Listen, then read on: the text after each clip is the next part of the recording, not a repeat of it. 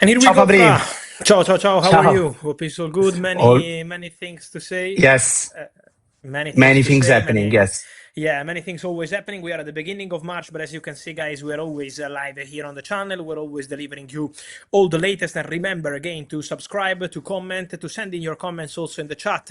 I see already someone asking about. I don't know where this story is coming from, but about Cristiano Ronaldo and Chelsea, because many people ask me in the recent days. I think there was maybe some link in England, but that's a complete fake news. Obviously, nothing at all between Cristiano Ronaldo and Chelsea. I don't think we needed to clarify, but still to show you that we are here live and answering your questions here as we do every single day. Just quickly before we jump into the questions, Rem Kovalien Yes. asking about Rodri news. Guys, in the next days, because City are playing today, in the next days I will clarify more on Rodri. Remember what I told you already here in the channel about Real Madrid possibility, but also about Manchester City, because Rodri is still under contract till 2027. So in the next days I will tell you more on Rodri, on Bernardo, and all the rest. I wanted to open this stream today by talking about one of the most important news of the last hours, which is about Antoine Griezmann, because Atletico Madrid have officially communicated today to Orlando City that Antoine Griezmann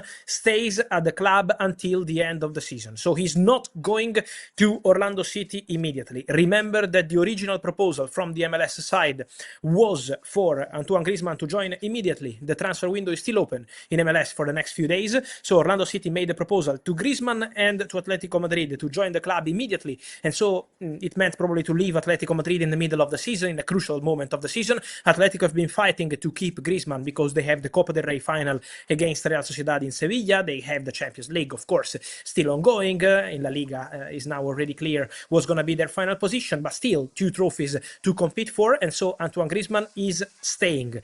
Now Orlando City have already started conversations with Atletico Madrid to sign Antoine Griezmann in the summer. So the focus is switching from an immediate transfer to a summer transfer. For Antoine Griezmann, he's still under contract at Atletico Madrid for 1 more season, and Orlando City are negotiating with Atletico to sign the player on a free.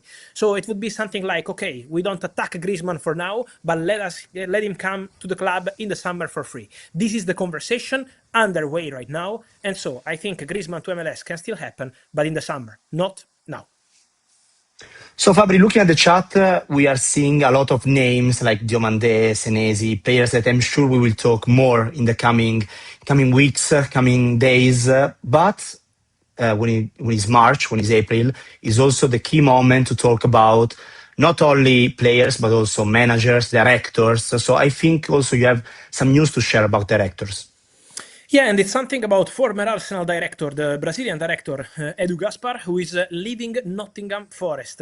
Nottingham Forest and Edu Gaspar are set to part ways in the next days. The decision has been made. It's been a difficult relationship between the ownership and Edu in the recent months since he joined the club last summer. Remember, it was a huge move after he spent 5 years at Arsenal. I think Edu has been a big part of this Arsenal reshape. Now we see a fantastic team competing basically to win all titles, also thanks to the huge job made by Edu Gaspar in the last 5 years. Then he moved to Nottingham Forest, but this relationship is not working, and so Edu and Forest will part ways very soon. The relationship is completely broken.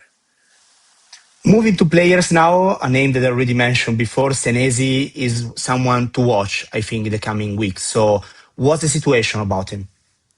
Yeah, it's going to be an interesting situation because, first of all, 100% Senesi leaves Bournemouth on a free transfer in the summer. So that's already decided. It's over between Senesi and Bournemouth, and he's already assessing other opportunities.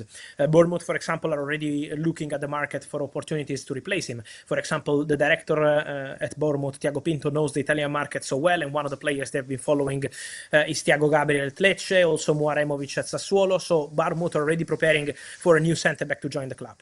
But Senesi leaving, and on Senesi there is interest from Italy because he's in the list of Juventus, but at the moment the best potential financial proposals are coming from the Premier League because Tottenham made some approaches, Aston Villa also made some approaches, so there are several clubs interested in England and Juventus in Italy. On Barcelona, what's the situation? Many questions on Barcelona and Senesi.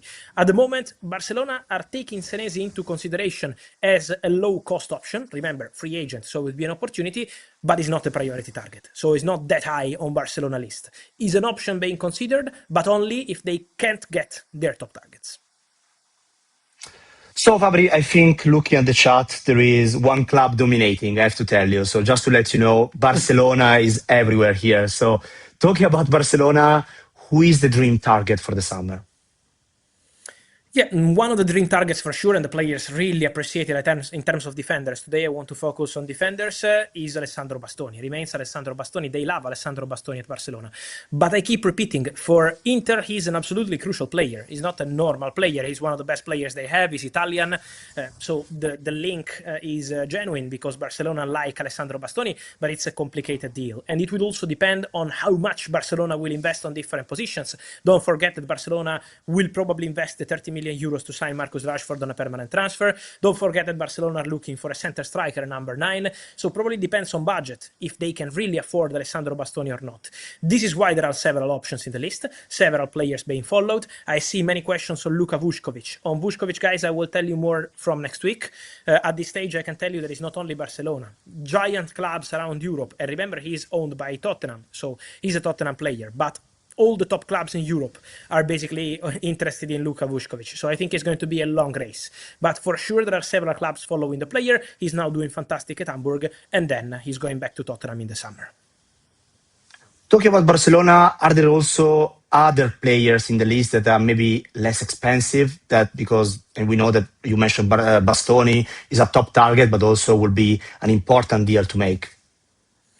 Yeah, they're following several defenders. Again, for example, Senesi would be a very low-cost option on a free, but again, is not a top target in terms of skills of the player. One of the players Barcelona have been following and have been scouting in the recent weeks is also Evan Ndika. A name emerged on Sport in the last 24 hours in Spain. It's true that Barcelona are following Ndika. He's doing very well at Roma. He's a completely different profile compared to Alessandro Bastoni. Bastoni is more about quality, build up from the back, delivering assist and more, so he's a quality defender.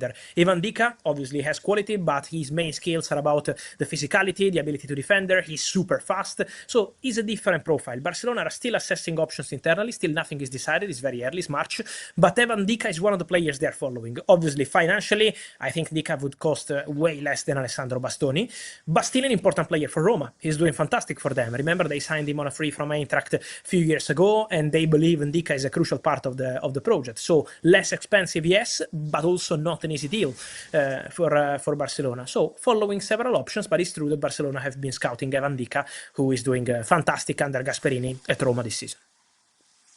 Talking about scouting, what can you say today, so in March, about Manchester United and Balde? We received many questions today. I think there was some link about Manchester United and Balde now. At the moment, what I can say is that Barcelona absolutely count on Balde. Barcelona see Balde as a crucial part of their project. They believe internally at Barca that Balde has still huge potential. So it's not the final product yet. He's still very young, and Barcelona believe he can still learn a lot, develop a lot. So at this stage, I don't think Barcelona have any intention to let Balde go to Manchester United. Also, United have Patrick Dorgu in that position and already invested on Patrick Dorgu. So let's see what Man United will decide to do on several positions. I already told you they want to go for a left winger. They will go for midfielders. Let's see what happens at center back position. So it's going to be a busy summer for United. But at the moment, United have not started any sort of negotiation for Alejandro Balde.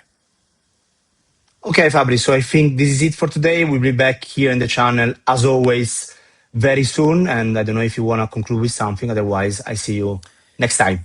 Yeah, I was checking the chat. As always, guys, the next days we will be live again. Here, always delivering you live videos and all the rest. So keep sending questions. I see many things about Real Madrid defenders, but at the moment it's still early for Real Madrid defenders. Ruthless Prince asking about that. I can tell you that David Alaba is leaving in the summer. I can confirm that. And with Tony Rudiger out of contract, is 50-50 situation. So also with Rudiger could be interesting. In terms of incomings, we will have plenty of time to tell you more on defenders and also the situation of Rodri and more. So also on Liverpool. So don't worry, in the next days we will say more also on Elliot Anderson. So stay tuned and we will clarify more. Thank you guys. See you soon. Ciao.